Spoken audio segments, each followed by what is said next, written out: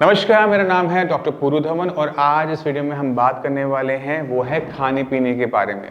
अगर खाने पीना हमारा सही हो तो हम बहुत सारी बीमारियों से बच जाते हैं और पैरालिसिस उनमें से एक है। अभी तक हम बहुत कम जानते थे कि पैरालिसिस होने के पीछे कारण कौन कौन से होते हैं और अक्सर हम बात करते रहे हैं डायबिटीज़ के बारे में, कोलेस्ट्रॉल के बारे में। मगर एक और चीज़ के बारे में आज आपको मैं बताना चाहूँगा, वो है टी-माओ। टी-माओ एक ऐसा इन्फ्लेमेटरी मार्कर होता है, अगर किसी की बॉडी में इसकी मात्रा बढ़नी शुरू हो जाए तो उस पेशेंट के अंदर क्लॉटिंग होने के चांसेस बढ़ जाते हैं।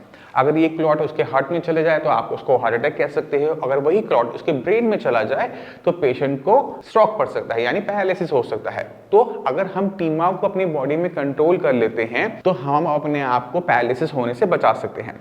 अब सवाल ये उठता है कि ये टी-माओ आया कहाँ से? टी-माओ है क्या चीज? तो टी-माओ जो है वो हमारी इंटेस्टाइन्स में बनता है, यानी हम जो खाना खाते हैं जब वो हमारे इंटेस्टाइन्स में जाता है तो हमारी बॉडी में टी-माओ वहां से एब्सॉर्ब होकर हमारी ब्लड सर्कुलेशन में होते हुए पूरी बॉडी में फैल जाता है। टी-माओ जो है एक तरीके से इंफ्लेमेटरी मार्कर है। अगर आपकी बॉडी में ज्यादा है तो आपको कार्डियोवास्कुलर दिक्कत होने के, क्लॉट बनने के चांसेस बढ़ जाते हैं। तो हमने करना क्या होता है, हमने टी-माओ को कम रखना होता है क्योंकि ये इंटेस्टाइन्स में बनता है। तो हमने क्या देखना है कि हम क्या खाना खा रहे हैं, क्योंकि हम जो भी खाना खाते हैं वो हमारे पेट से होते हुए हमारी आंतों में जरूर जाता है। आंतों में हमारे होता है बहुत सारा बैक्टीरिया जो खाने को डाइजेस्ट भी करता है और उसमें जो ताकत है उसको निकालकर हमारी बॉडी में डालता भी। तो हमने अपने गट के बैक्टीरिया को हेल्दी रखना होता है। तो कुछ खाना ऐसा होता है जो टी-माओ को बढ़ाता है और कुछ खाना ऐसा होता है जो टी-माओ को कम रखता है। तो हमने अपनी डाइट में ऐसा खाना खाना चाहिए जिससे हमारी बॉडी में टी-माओ यानी इन्फ्लेमेशन जो मार्कर्स हैं वो कम से कम मात्रा में रहे, जिससे हमें परेशानी कम से कम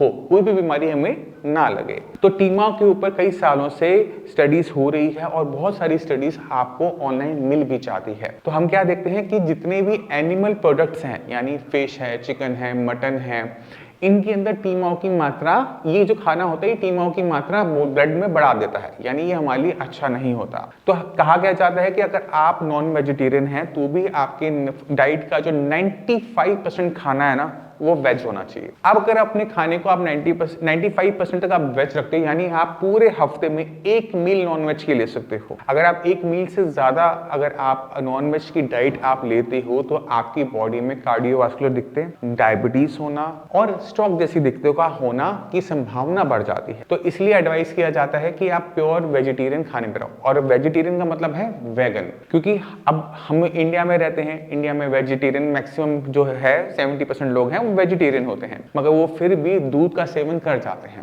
जो ऑनलाइन स्टडी करते हैं तो वहां पर दूध और बाकी दूध, पनीर, दही, लस्सी, इन सबको भी मना किया जाता है एक वेगन डाइट के अंदर। अब लोग सोचते हैं कि दूध हमारी बॉडी से निकल जाएगा या दूध हम नहीं लेंगे तो हमारी बॉडी चलेगी कैसे। तो दूध की उन्होंने बहुत सारी रिप्लेसमेंट बता रखी है, जैसे आलमंड मिल्क यानी बादाम का दूध, या फिर सोए का दूध, या फिर कोकोनट का मिल्क। क्योंकि जो भी चीजें हम अपने वेजिटेरियन सोर्स से लेंगे, वेगन सोर्स से लेंगे, उससे हमारी बॉडी में टी-माओ की मार्कर बेटर हो जाते हैं, वो कम की तरफ जाते हैं, जिससे हमें पैरालिसिस जैसी दिक्कत होने से बच जाती है।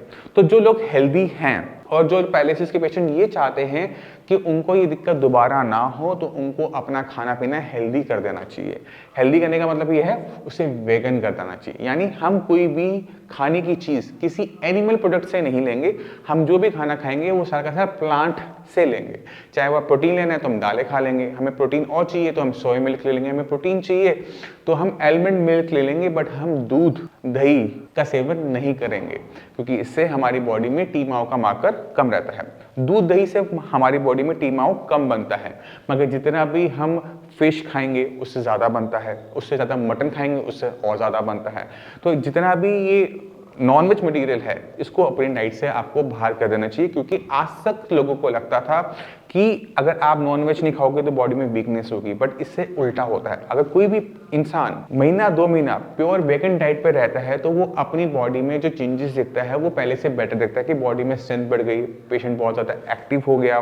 तो ये सारी चीज़ें करने के लिए हमें अपनी डाइट को बदलना चाहिए। इस पे बहुत सारी रिसर्च हो चुकी है जो ऑलरेडी ऑनलाइन अवेलेबल है। तो अगर आप टीमाओ के बारे में और जानना चाहते हो तो बहुत सिंपल सा आपने काम करना है, आपने अपने गूगल पे जाना है, गूगल पे अपने टीमाओ लिखना है और टीमाओ रिसर्च पेपर अगर आप लिखोगे तो बहुत सारी जो गवर्नमेंट की एजेंसीज हैं, जो बड़े बड़े हॉस्पिटल्स हैं जिन्होंने इस पर रिसर्च की है, जिन साइंटिस्ट ने रिसर्च की है, वो सारे के सारे पेपर्स आपको देखने को मिल जाएंगे और सारे के सारे पेपर एक ही तरफ इशारा करते हैं कि हमारी बॉडी के अंदर टीमाओ की मात्रा कम से कम रहनी चाहिए और उसे कम करने का सबसे आसान तरीका है वो है खाना।